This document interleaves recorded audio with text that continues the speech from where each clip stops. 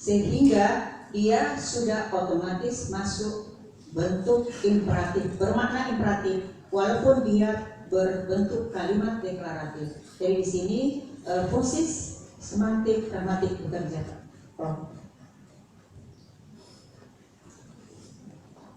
Baik, selanjutnya saya undang dengan hormat Bapak Profesor Dr. Tajudin Manunesu juga selaku co-promotor. Bismillahirrahmanirrahim. Assalamualaikum warahmatullahi wabarakatuh. Dari News yang kena hanya satu pertanyaan, ya. Saya ingin mencukupkan 4. Nah, ini bisa satu kali hapus. Jadi secara kuantitatif 3 pertanyaannya, tapi bisa dijawab sekaligus.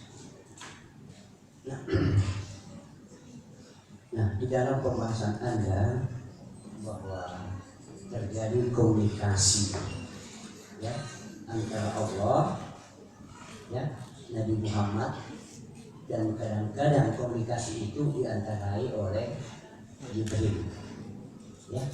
Nah, jadi ada 2 komunikasi, ya, Allah, Jibril, Muhammad. Ada juga Allah langsung Muhammad. Nah, pertanyaan saya, ya, adakah perbedaan ciri verbal imperatif, ya, yang langsung ke Muhammad atau yang melalui Jibril? Ya, Jibril. Nah, kedua, ya, adakah perbedaan isi pesan atau konteks, ya, sehingga ada yang harus melalui Jibril, ada yang harus langsung Muhammad, tapi ada juga yang langsung melalui Jibril.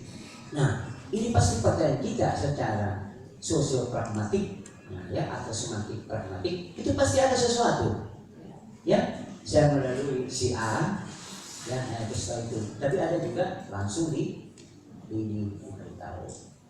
Ya, yang ketiga, nah ini novelty Anda sebenarnya, ya, bahwa Anda sudah menyebut bahwa eksistensi bahasa itu ada 3, ya, bentuk atau form, ya, makna atau meaning, dan fungsi.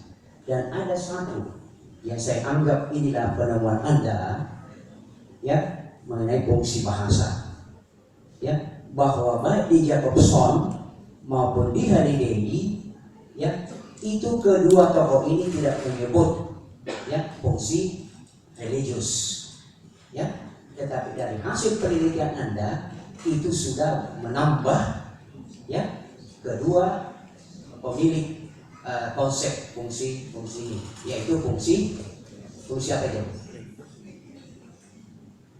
Fungsi, ya, fungsi religius. Itulah salah satu temuan Anda, ya, menambah, mengembangkan konsep-konsep tokoh yang ada.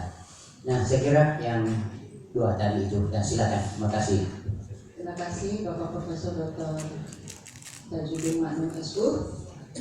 Masalah adakah perbedaan verbal dari bentuk komunikasi Allah kepada hambanya melalui malaikat?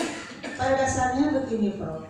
Semua yang wahyu yang ada dalam Al-Quran itu tidak secara langsung kepada Nabi Muhammad SAW, tentu melalui malaikat Jibril. Hanya saja tidak semuanya ditransparansikan bahwa malaikat Jibril yang mengatakan. Nah, karena kalau yang langsung itu ada di hadis qudsi. Nah, kemudian adakah perbedaan pesan? Itu tentu banyak perbedaan tergantung dari konteks yang terjadi. Ada yang peranan konteks lebih besar, ada juga peranan bentuk linguistiknya. Nah, misalnya bentuk linguistik yang bersifat, karena ada 4 ciri linguistik yang memberikan tanda-tanda imperatif yang sifatnya ciri morfologis, yaitu fiil amar, kemudian fiil mudhari yang mendapat laman amar, kemudian bentuk isim fiil dan bentuk isim masdar. Tentu keempat bentuk ini mempunyai perbedaan dari segi kualitas makna. Jadi apakah itu ada tuntutan waktu? Mungkin juga adalah tuntutan daripada situasi dan kondisi. Nah, kemudian yang ketiga, eksistensi bahasa.